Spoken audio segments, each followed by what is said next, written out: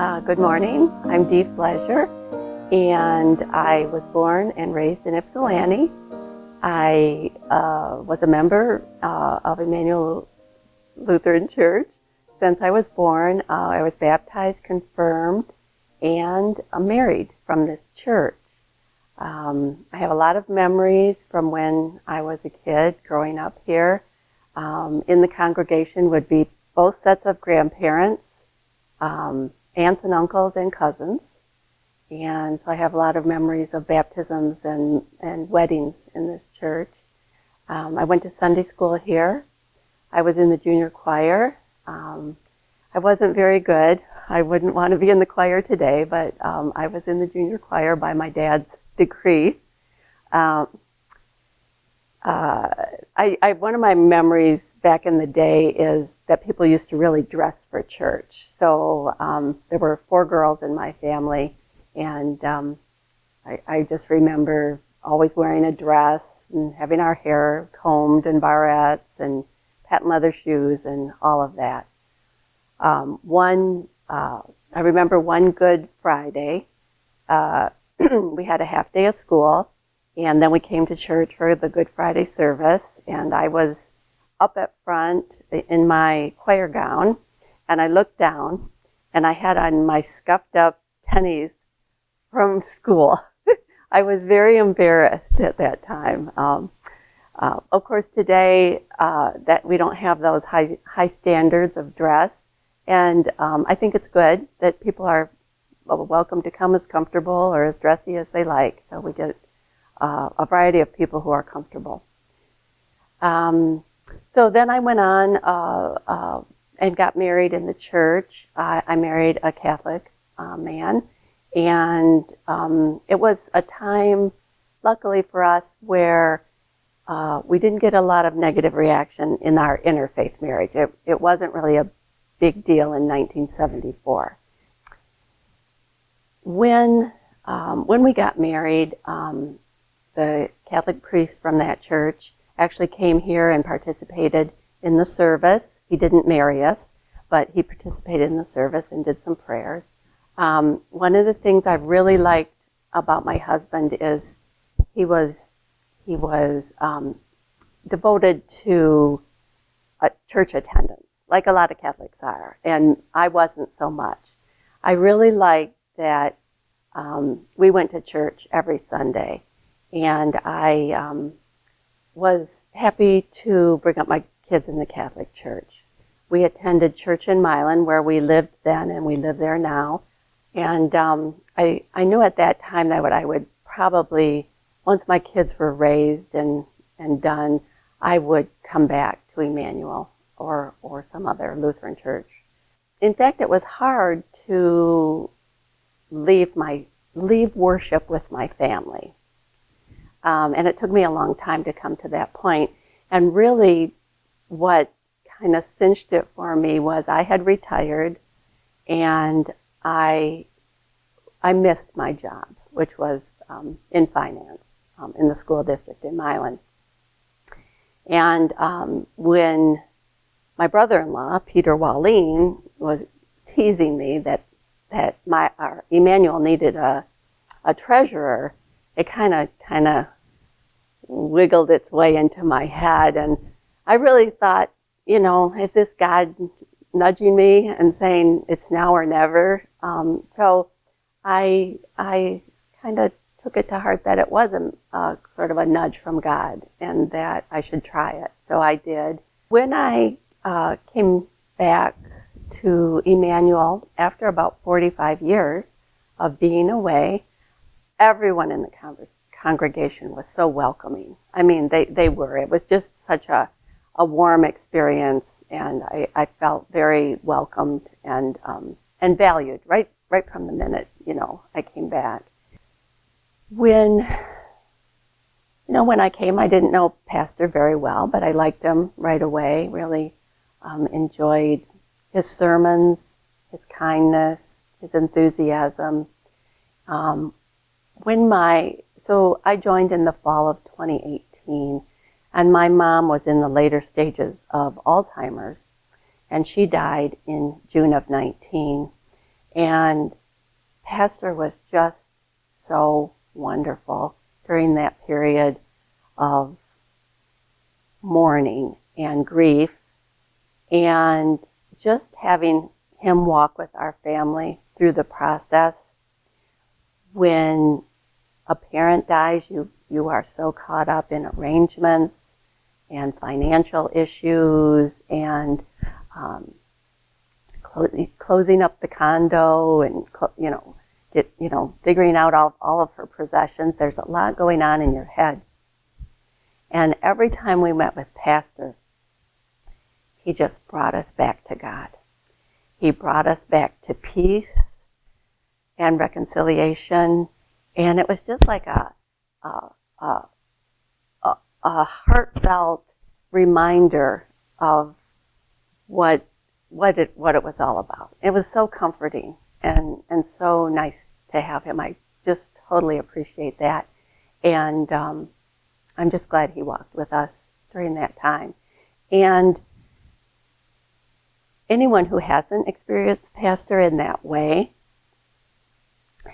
I think of all the things Pastor does that we don't realize he's doing. We see him on Sunday morning, and it's easy to think, here's Pastor leading our worship, but he does so much more.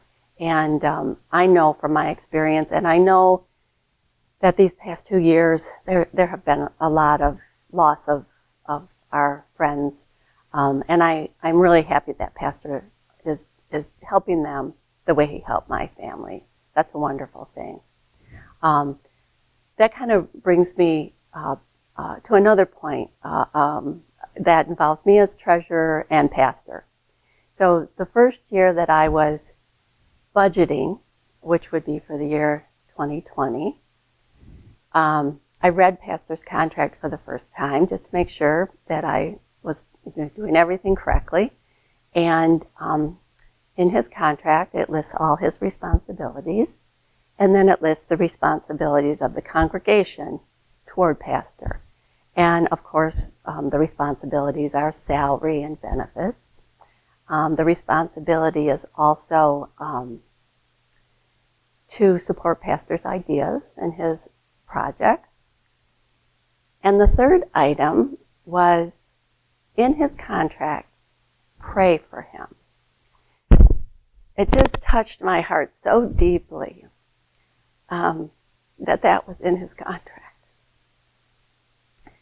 When I worked for Milan Schools, I processed hundreds of contracts. And there was never a contract that involved prayer for the employees. And when I think back to teachers in the classroom with 25 or more students, the custodians cleaning up after hundreds of kids, the cafeteria and the bathrooms, when I think of the bus drivers on the roads with 60-some kids behind them in the rain and the snow, and I think, oh my gosh, they should have had that in their contract. And of course, that's against the law. You can't have that in their contract, but that doesn't stop us praying for them. And having that in Pastor's contract is really not necessary. We're going to pray for Pastor. We don't need to be told, or we don't need to have a legal incentive to pray for Pastor. But I love that it's in there, because it acknowledges how important prayer is for Pastor's success. And so I know I don't have to remind the congregation to pray for Pastor, but I want you to know it's in his contract, because I think it's a wonderful thing, and it really touched my heart. So as a treasurer, I'm in the building every week. And along with us not knowing everything that Pastor does, I think often we don't know everything that our volunteers do. But if you come in during the week, during the day, you will be amazed and impressed at what's going on in here with the food pantry and the quilters and the property committee maintaining this building. Oh, the property committee's in here all the time, fixing things. The people who come in to do the landscaping and keeping the outside nice and the gardening it's just wonderful to see all the volunteers who just are dedicated to this church and this community. It's a wonderful thing, and it's really what I love about this church. Really, my very favorite thing since I've come back to Emmanuel is the Lenten services, which are called the Holden Evening Prayer, which was totally new to me. And it is such a quiet, peaceful, spiritually enriching service that I look forward to it every year. And even now, we're about 9 months out from Lent, and just thinking about it just sort of quiets my heartbeat. It's really just a lovely experience to come to that, and that's my very favorite of all the seasons of the church. My hopes for the church is that we will be able to support ourselves financially so that we can continue to worship, have fellowship, and maintain our community programs that I feel are like the cornerstone of this church, our presence in the community. And I also just want a side note is that I love that we serve the community in this building, that we don't raise money and send it to someone else to serve. We serve. We see people face to face. And I really like that about the church, and I would want that always to continue. I want to, for our older generations, I want this church to be here for the rest of their life. I don't want them to have to choose a new church, you know. And I would like to see younger families come. I'd like to have children in the church. I would like to be a part of this church for the rest of my life. I mentioned that during my mom's death and funeral, how Pastor kept bringing us back to God and bringing us back to peace. And I am a person who loves math and spreadsheets and facts and black and white. And so it's not natural to me to read the scriptures. And I think I've made it clear in Theology on Tap that parables kind of make me crazy because they're not black and white. You know, they're to be interpreted, and that's I don't like that. So I really like that Pastor helps me see things. He brings to me something that I don't have innately.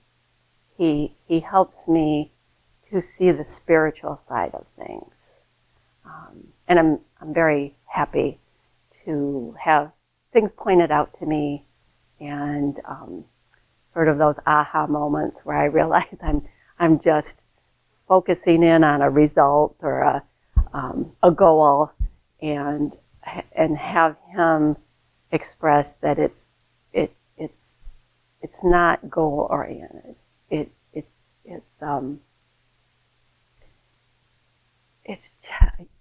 I'm at a loss for words, but I'm telling you that Pastor brings that to the table for me, and I really appreciate that.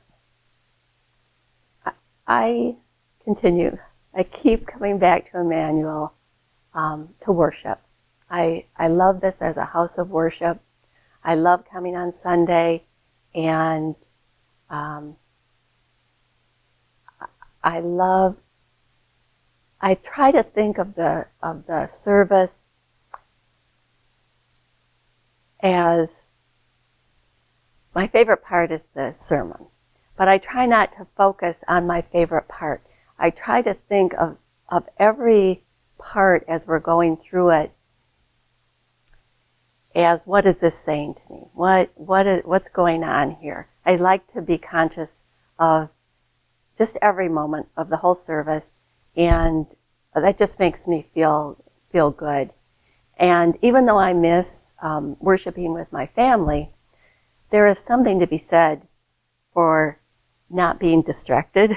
I do kind of like coming by myself and just concentrating on the service. And I think even without all the extras that I might have mentioned, it's the worship. It's just the enrichment of coming to worship.